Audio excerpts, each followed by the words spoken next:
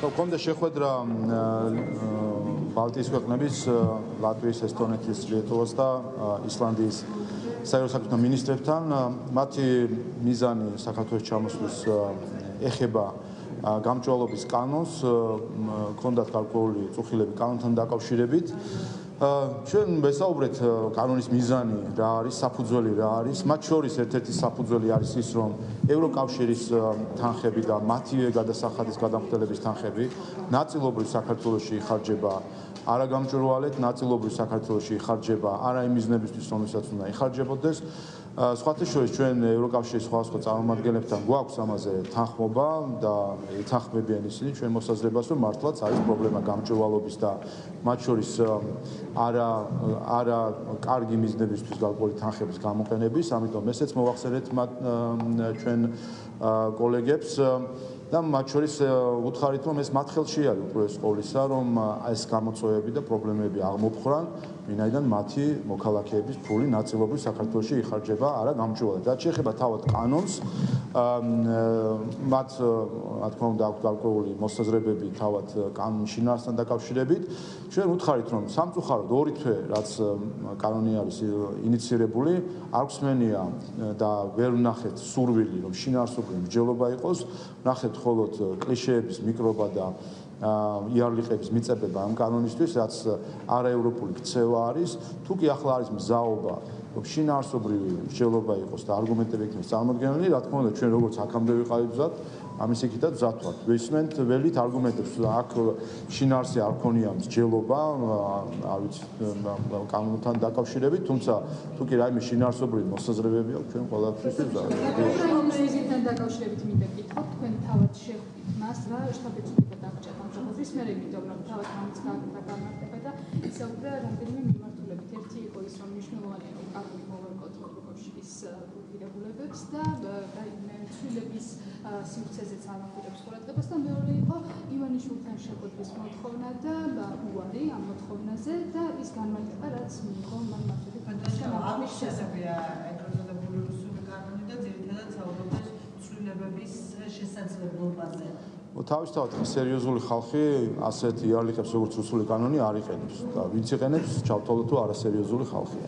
იმიტომ იარლიყებით მსჯელობა ზუსტადაც რომ არაევროპული და არა დასავლური მიდგომაა საკითხის მიმართ. ძალიან კონსტრუქციული და საინტერესო ხანგრძლივი შეხვედრა ჰქონდა ბატონ ობრაიანთან. მე მიხარია რომ მან რამდენიმე საკითხი ახსენა, რომელზეც ჩვენ ჰქონდა შიგნით საუბარი, ხაზი გაუსვა რომ ეროვნული ინტერესის საკითხი არის საქართველოსთვის უცხოური გავლენის გამჭვირვალობა და კარგია რომ ამ ხრივ ჩვენ თანხმდებით ამ საკითხზე, რომ ყველა ქვეყანას, ისე როგორც ამერიკის შეერთებულ შტატებს, ისე სხვა ქვეყნებს და მათ შორის საქართველოს ეროვნული ინტერესის საკითხი არის უცხოური გავლენების გამჭვირვალობა საზოგადოებისთვის. და ამ მე მოხარული ვარ, რომ მან ეს ბრიფინგზეც ახსენა და ხაზი გაუსვა ამ საკითხს და ეს აღიარებულია. ჩვენ ამავე დროს ჰქონდა საუბარი მათ შორის ამერიკულ დაფინანსების მიმართ ჩვენს გარკვეულ კითხვებზე, რასაც საჯაროდ საუბრობთ, ამერიკის დემოკრატიის ნაციონალური ფონდის დაფინანსებებზე და აქაც მე არაერთხელ ვიტყვავს, აქაც გვაქვს ჩვენ სხვადასხვა აქტორთან ამაზე თანხმობა, რომ ნამდვილად არის გაუმჭვირვალე ეს დაფინანსება ნაწილობრივ და ნამდვილად არის გარკვეული კითხვის ნიშნები ზოგიერთ პროექტებთან დაკავშირებით. ამიტომ ჩვენი წუხილები გავაცანით ზოგადად საკითხთან დაკავშირებით. თავისთავად ეს კანონი ეხება ბევრ საკითხს. ჩვენ რთულ რეგიონში ვართ და ეს ეხება ბევრ გავლენებს სხვადასხვა მხრიდან, იქნება ეს რუსეთი თუ სხვა მიმართულებები. თუმცა ვინაიდან ამ შემთხვევაში ჩვენი დასავლელი პარტნიორები გამოთქვამენ წუხილს, რა თქმა უნდა, მათთან საუბრობთ და მაგალითებითაც ვესაუბრებით, სათხედავ ჩვენ სწორედ მათი სივრციდან წამოსულ გამოწვევებს, რომ არის ფონდები, რომლებიც საქართველოში სამწუხაროდ არაგამჭვირვალედ იხარჯება.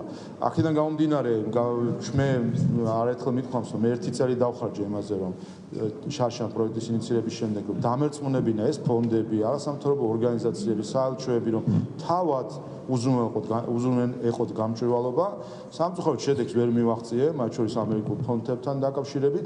ამიტომ ჩვენ კანონმდებლობის ვალდებულება არის ქართული ხალხის სახელით, რომ მოაწესრიგოს ეს საკითხი, რომელზეც კიდევ ერთხელ გუშინ ბატონმა ობრაიანმაც აღნიშნა, რომ ეს არის ნაციონალური ეროვნული ინტერესის საკითხი.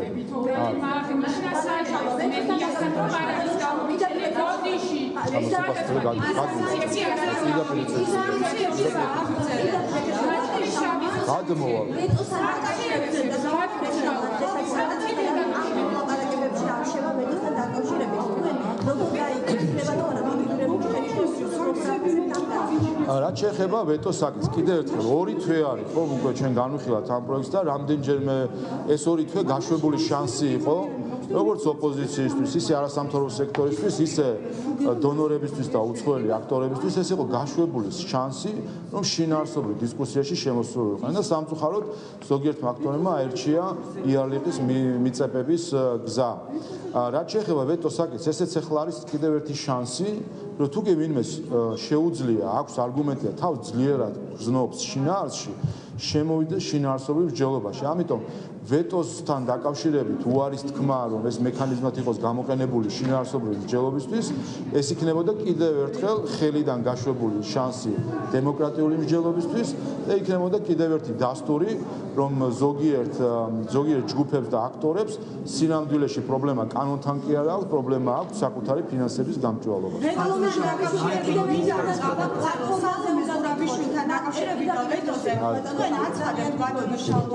პლატფორმის შექმნაზე საუბრობს სალომე ზურაბიშვილი, რომელსაც წინასაარჩევნო გაუწყობა და ამბობს, რომ მეიდანი არ იქნება და აქციები არის მშვიდობიანი და ეს პლატფორმა უნდა შექმნილიაო. თქვენ როგორ ხედავთ მის გზას და როლს არჩევნებში? ხალბატონი სალომე კიდევ ერთხელ აანონსებს კიდევ ერთ დარღვევას კონსტიტუციის, ჩვეულებრივად გასულიერა ყველანაირი კონსტიტუციურ ჩარჩოსგან.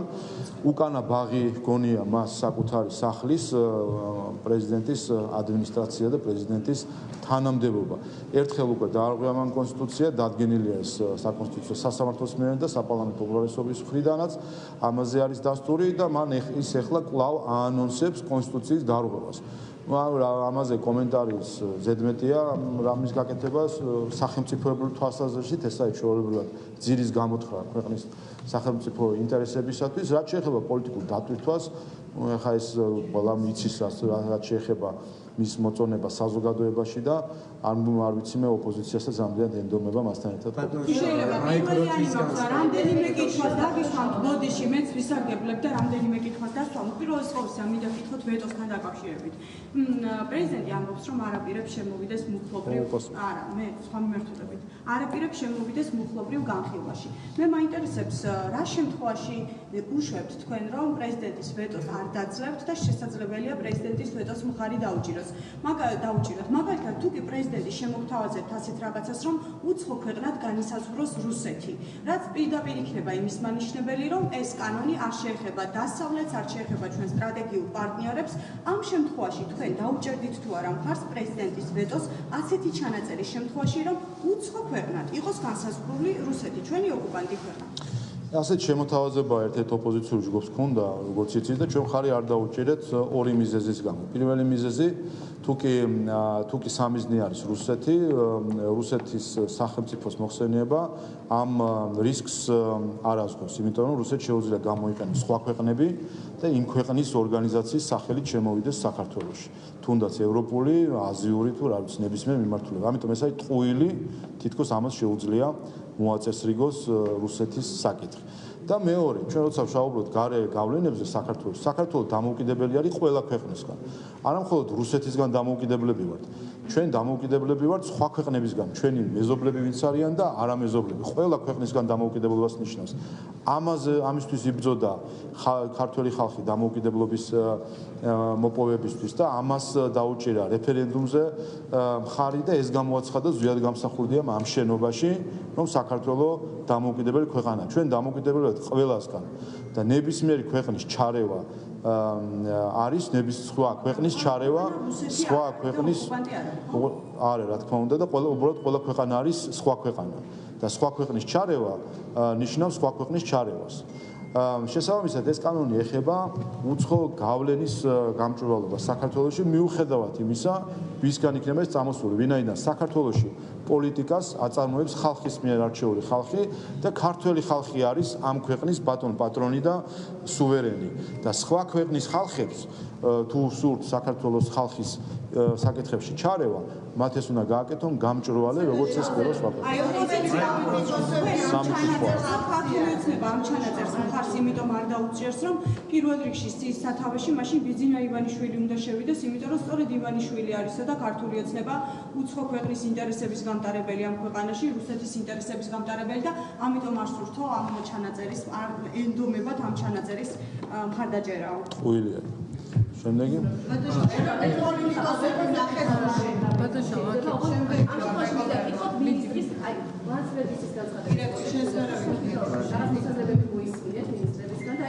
ასეთ რამეს აკეთებენ, რომ თქვენ ვერ გაალამაზებთ და შეაკეთებთ რაღაცას, რაც ფუნდამენტურად არის ჩვენი ინტერესების საპირისპიროდ. ეს არის ვანცბერგის განცხადება.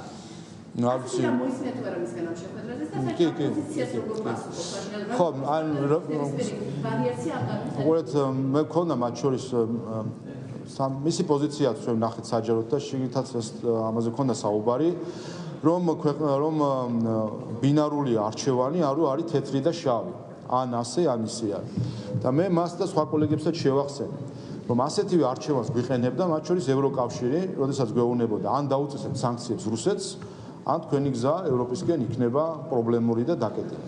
ზუსტად ასეთი იყო და დღეს მათ შორის ლატვიის პრეზიდენტმა ცოტა ხნის წინ თქვა, რომ დაუწესეთ სანქციები რუსეთს. არა თუ ითხოვდნენ, მათ შორის არასამთავრობო ორგანიზაციები ითხოვდნენ ამას და ოპოზიცია აქედან ბანს აძლევდა, ასე ვთქვათ, და აქციებიც იყო ამ საკითხთან დაკავშირებით 2022 წლის მარტში. როდესაც ითხოვდნენ, რომ საქართველოს დაეწესებინა სანქციები რუსეთისთვის. ამიტომ მაშინაც ზოგიერთი უცხოელი აქტორი და ევროპული ქვეყანა და ევროკავშირი ზოგადად გვეუბნებოდა, რომ არჩევანი ორია, თეთრი და შავი. ან აუწესებთ სანქციებს რუსეთს, ან თქვენი გზა ევროპისკენ არის გართულებული. შესაბამისად ჩვენს არჩევანი ესე ვქონდა. ან სამხარეს იყო ის, რასაც გვირჩევდნენ ჩვენი პარტნიორები, მეორე მხარეს იყო ჩვენი ეროვნული ინტერესები. ჩვენ მაშინ ავირჩიეთ ჩვენი ეროვნული ინტერესები და აღმოჩნდით მართალი. და ესეც უთხარი მე ჩვენ კოლეგებს, რომ მაშინ ჩვენ აღმოჩნდით მართალი და თქვენ არ აღმოჩნდით მართალი და აღმოჩნდით მტყუარი. შემდეგ მეორე საკითხი იყო სააკაშვილთან დაკავშირებით და მათ შორის ლიტვის საგარეო საქმეთა მინისტრს და აქაც შევახსენე მე ეს განცხადება. მისი განცხადება იყო, რომ გაათავისუფლეთ სააკაშვილი, გაუშვით საზღვარგარეთ, ეს არის თქვენი ევროპული მომავლისთვის იქნება მნიშვნელოვანი.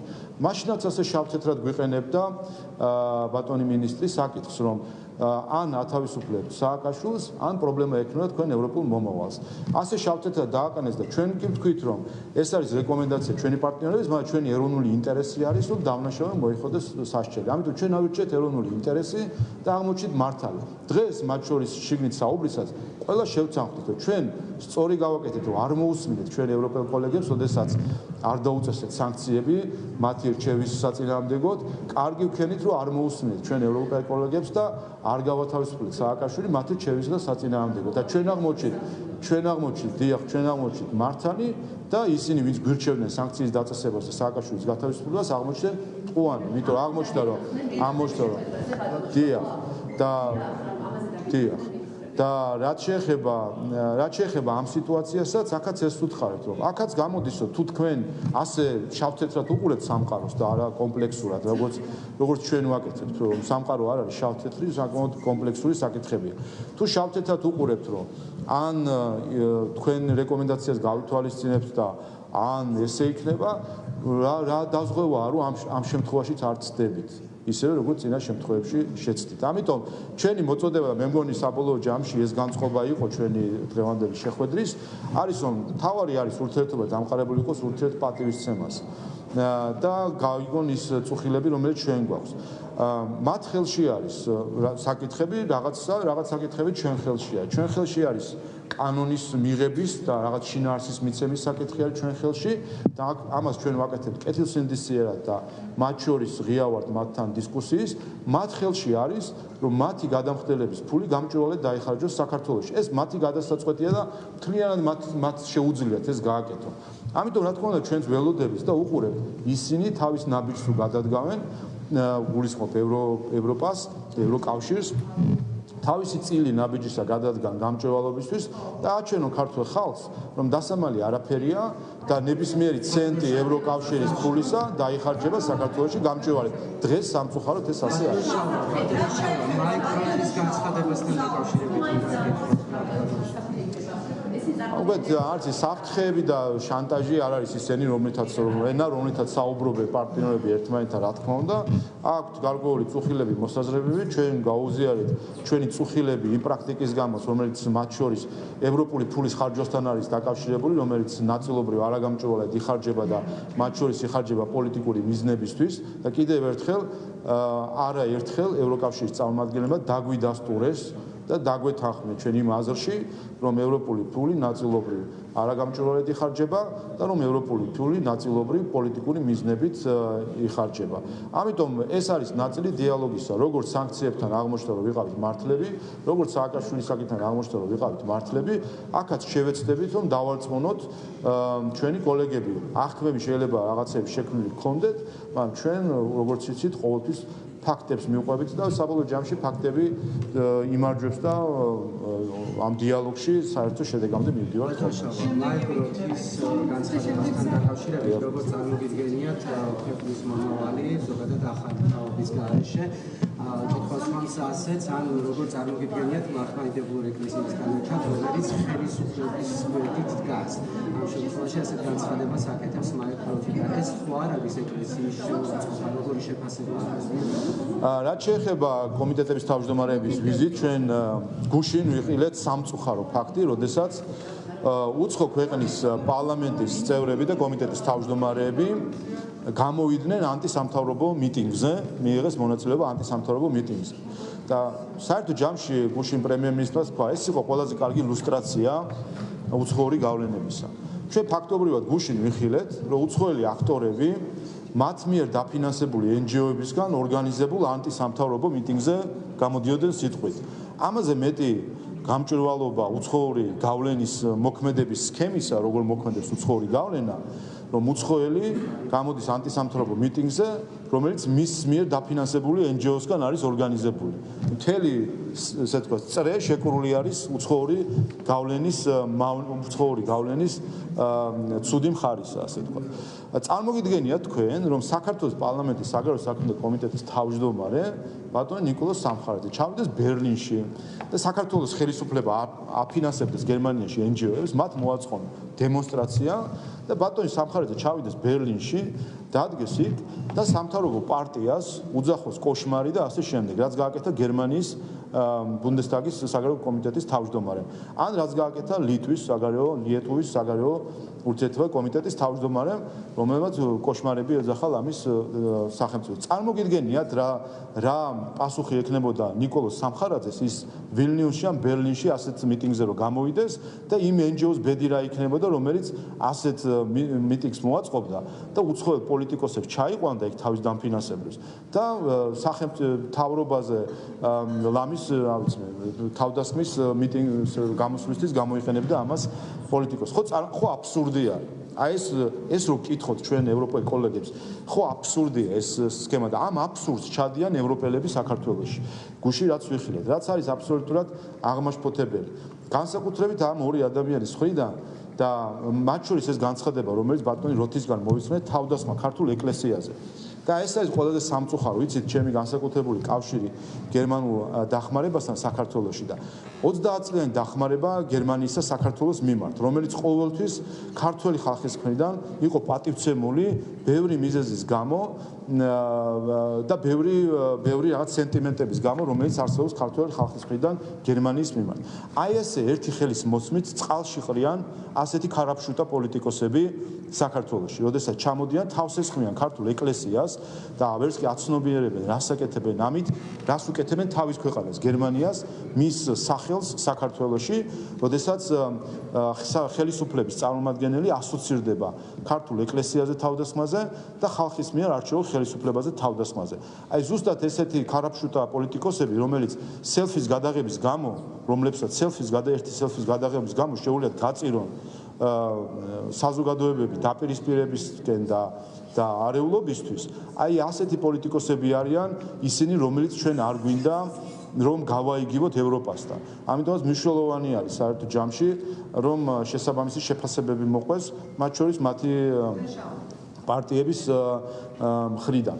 ევროპელი პოლიტიკოსების გარდა ნახეთ ქართველი პოლიტიკოსები. პირველად ნახეთ ქართველი პოლიტიკოსების სცენაზე, რომელიც მამამისის წინ არის აწყობილი. ბაცაშავა, თქვენი კოლეგები ამბობენ, რომ გუშინ იყო ღია განაცხადი, რომ ამ პროცესებს სწორედ პოლიტიკა და პოლიტიკოსები მართავენ. თქვენც ესე ვფიქრობთ?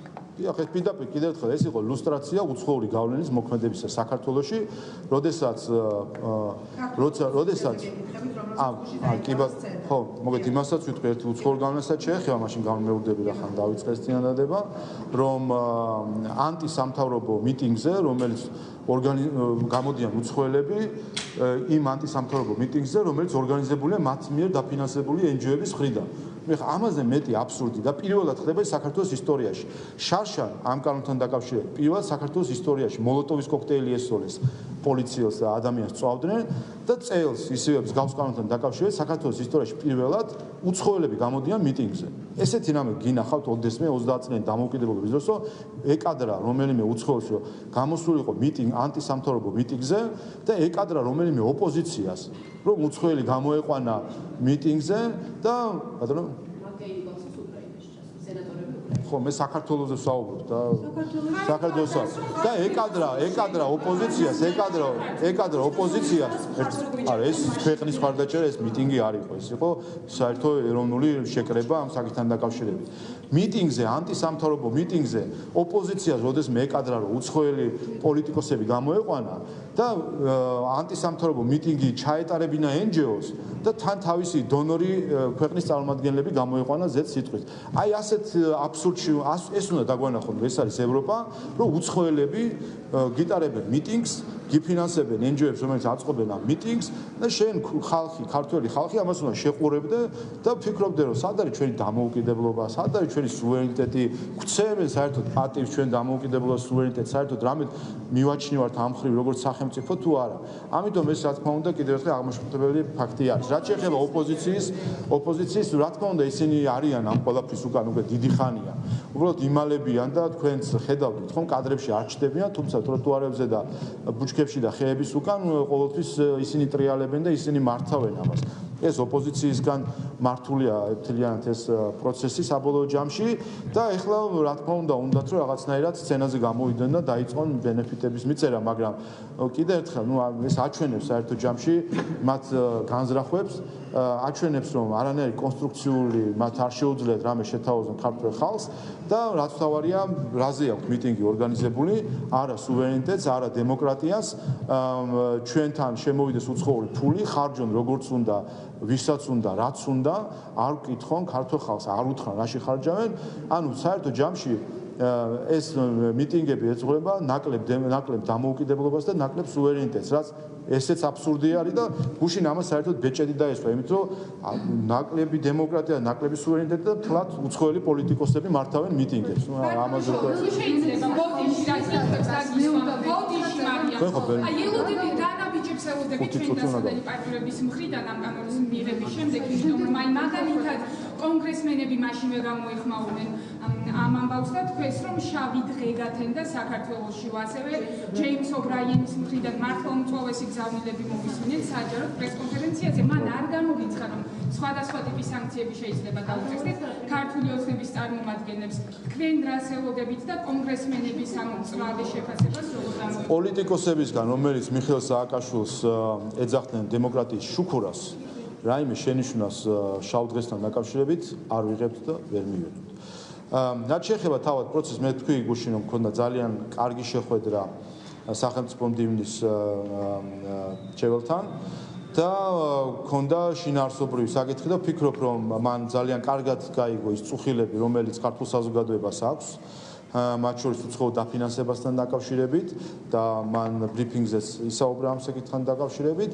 ახლა არის საკითხი იმაზე რომ ამ წუხილებზე თუ თან ხვდებით და მათ შორის ევროპელ წარმომადგენლებთანაც ესეთი ნიშნები არის რომ ჩვენ ესმით ქართული საზოგადოების წუხილი რაში არის რომ ქართულ საზოგადოებას არ მოსწონს როცა ევროპული და ამერიკული ფული აქ შემოდის უჩუმრად და იხარჯება ერთად უჩუმრად და იხარჯება არაგამჭვირვალედ და მათ შორის ისეთ საკითხებზე, რომელიც ეწინააღმდეგება ქართული ხალხის ინტერესს. ამიტომ ეს პირველი არა ეს არა ზუსტად ამიტომაც მინდა მე მადლობა არ უყურეთ ერთი წამი. ზუსტად ამაზე ისაუბრა გუშინ და გუშინ ამაზე ისაუბრა ზუსტად რომ რაც შეეხება თავად კანონს თუ კი არსებობს რაღაც საკითხები აი ეს არის კიდე დრო განხილვისთვის დიალოგისთვის თუ კი იქნება რეკომენდაცია რჩევა რომელსაც ქართული საზოგადოება გაითვალისწინებს და არის არგუმენტირებული მზადვა რა თქმა უნდა ავსახოთ ეს ყველაფერი ისევე როგორც ორი თვე ამას ხო ჩვენ ვიხვეწებოდით ამდენი ხანი რომ გითხარით რაიმე კონკრეტული არგუმენტი, კონკრეტული საუბარი, რჩევა, თუ ეს იქნება გასაზიარებელი, დავიზიარებთ, მაგრამ ნაცვლად ამისა აქამდე ორი თვე იყო იარლიხების მიწებება. გუშინ არც ერთხელ არ იქნა ნახსენები რუსული კანონი, როგორც ნახეთ ბატონი ებრანის მხრიდან, არ იყო ნახსენები რუსული კანონი, ანუ კარგი, სხვა რაღაცას ვამბობ, რომ კარგია რომ იარლიხებს შევეშვით და გადავედით მსჯელობაზე. შინაარსად შეეხება აქ ჩვენ ხელისუფლება ქართული ოცნება ყოველთვის ვზათვართ და ყოველთვის ძლიერად ვთხოვეთ შინაარსობრივ ახლა ისე მივიზავთო ბატონი ობრაინეთი მოიქცე და გავიდე ამერიკულ სტანდარტს ნუ გამოვაკეთე კითხეთ აი აქ უპასუხე მოვა უპას ხო ყველას პასუხი ეგ მეორე ნაწილი ქართული სანქციებისთვის მაგრამ მანამდე გაგისვით ეს ამერიკულ სტანდარტით არ მოიქცევ ეხლა არ დავტოვებ გაგისვით სანქციებზე ის კომისიის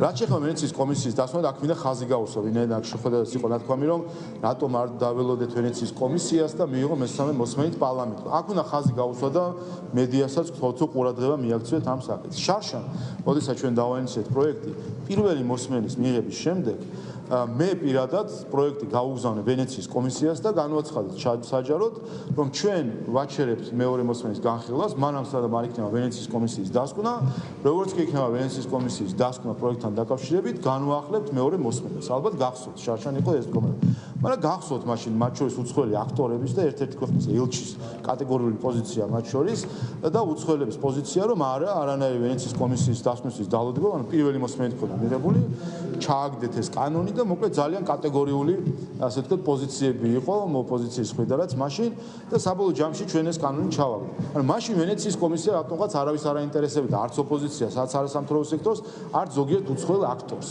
და ეხლა აღმოჩნდა რომ თუნდაც ვენეციის კომისიის დასკვნა არის მნიშვნელოვანი. ვენეციის კომისიის დასკვნა იქნება სულ რამდენიმე დღეში. ეს ეტევა იმ პერიოდში, როდესაც ვეტოს დრო არსებობს. თუ კი ვენეციის კომისიის დასკვნაში იქნება რაიმე ხელშესახები და კიდევ ერთხელ ჩვენ ვენეციის კომისიას დასკვნას უყურებთ როგორც რეკომენდაციას და როგორც მითითებას, სადაც არის სხვადასხვა რეკომენდაციები, რომელსაც ზოგს ვიზიარებთ, ზოგს არ ვიზიარებთ, ანუ მსჯელობის საფუძველია ხოლმე ჩვენთვის.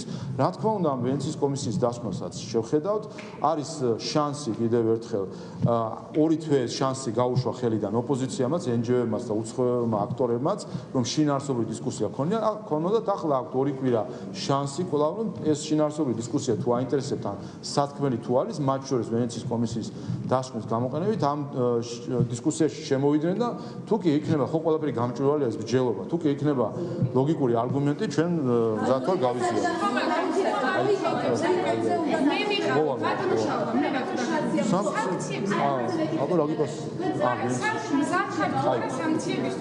გავიგე კითხვა თქვენც დაასწორეთ და გიპასუხეთ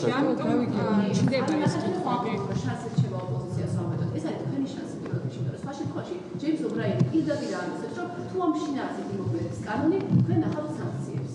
მოგეთ, კიდევ ერთხელ ეს არასერიოზული მსჯელობა არის, საერთოდ სანქციებით საუბარი.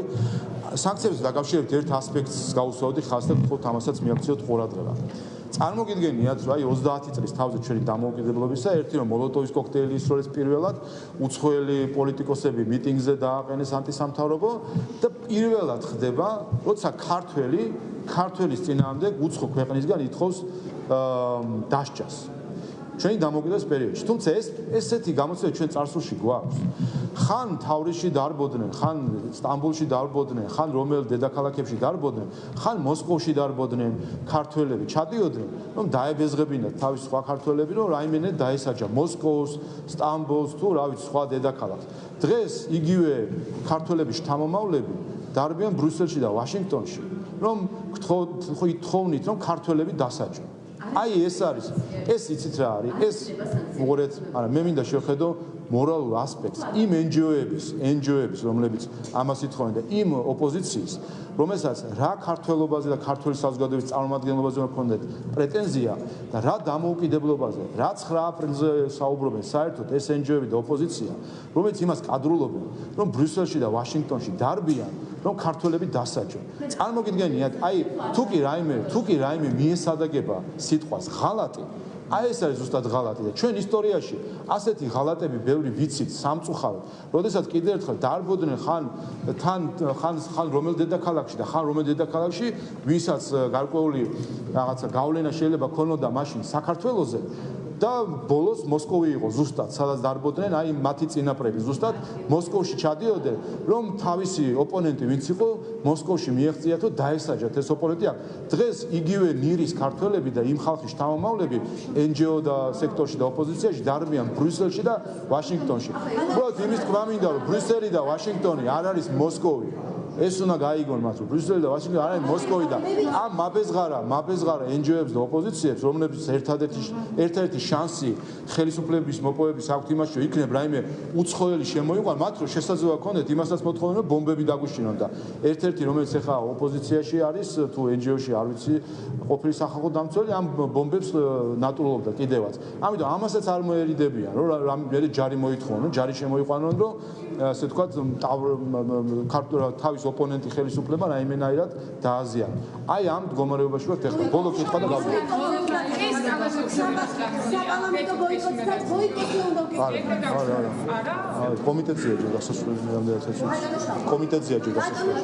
საპარლამენტო ბოიკოტზე უნდა ვკითხოთ 3 მოსმენ კანონპროექტის დამტკიცების შემდეგ ნაციონალურმა მოძრაობამ სრული ბოიკოტი გამოაცხადა, თუმცა ბაშაძე ვეტოს განხილვის დროს აპირებს რომელთა დარბაზში შემოსვლას. როგორ აფასებს საპარლამენტო ბოიკოტს და ბაშაძის გადაწყვეტილებას? რომელი ვეტოს განხილვა? ეს უცხოური გავლენის გამჭვირვალობის შესახებ. მოგეთ ეს ნახევრად გადაწყვეტილებები ამ ოპოზიციის არ ვიცი. მათაც და საერთოდ მანდატებს დავტოვებდი. ანუ სადაც ამხელა რუსეთიო და მოსკოვი გაიძახიან, საერთოდ რა უნდა ვისთან შედან დარბაზში ანუ არასერიოზული ხალხი ამის თქმა მინდა. მათ არც დებატში შემოსვა შეუძლია, არც მიტინგის ჩატარება შეუძლია. არც ერთში აქვთ უნარი, არც მეორეში აქვთ უნარი. ვინაიდან არც ცოდნა აქვს საკმარისი რომ შემოვიდნენ კამათში და არც ხალხის მხარდაჭერა აქვს საკმარისი რომ მიტინგები ატარონ.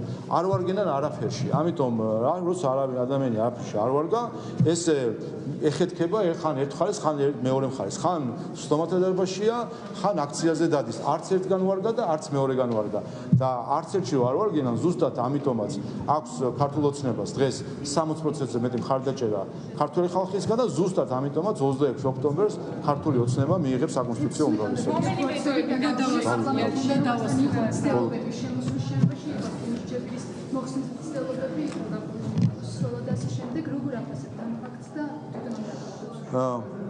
მე სხვათა შორის ხედავ ტენდენციებს და ცოტა ამხრივ კმაყოფილი ვარ. მათ შორის ნახე რამდენიმე საელჩოს რეაქცია, აქამდე თავს იკავებდნენ, მაგრამ ნახე რეაქცია მოწოდება რომ მშვიდობიანი იყოს აქცია და მათ შორის აქციის მონაწილეებს და ორგანიზატორებს ხედავთ უკვე ისმის რომ მშვიდობიანი აქცია არის მნიშვნელოვანი და როგორც იქნა მიხვდა ოპოზიცია რომ პარლამენტის ბლოკირება აკრძალულია. აი დაგჭირდა ერთი თვე ამისთვის რომ აგვეხსნა რომ ბლოკირება არ შეიძლება. როგორც იქნა ამას მიხვდნენ. პარლამენტის ბლოკირება არის მათ შორის სისხლის სამართლის დანაშაული, ამას მიხვდნენ, იმედია რომ მშვიდობიანად გააგრძებენ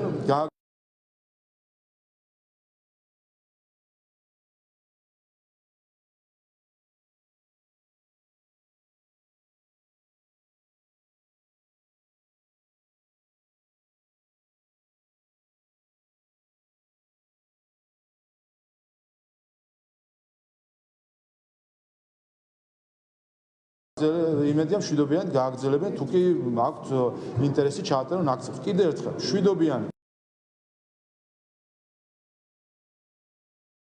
პროტესტი მშვიდობიანი გამოხატვა არის საქართველოს კონსტიტუციით დაცული, ამას უზრუნველყოფს საქართველოს პოლიცია იმისთვის, რომ მათ შორის მათი მონაწილეთა უსაფრთხოება იყოს დაცული, მანამ სანამ აქცია არის მშვიდობიან ფორმატში, სრული თავისუფლება აქვს თავის პროტესტი გამოხატონ, როგორც კი ძალადობრივი ქმედებები იქნება, ამაზე შესაბამისი რეაქცია ექნება პოლიციას. მადლობა.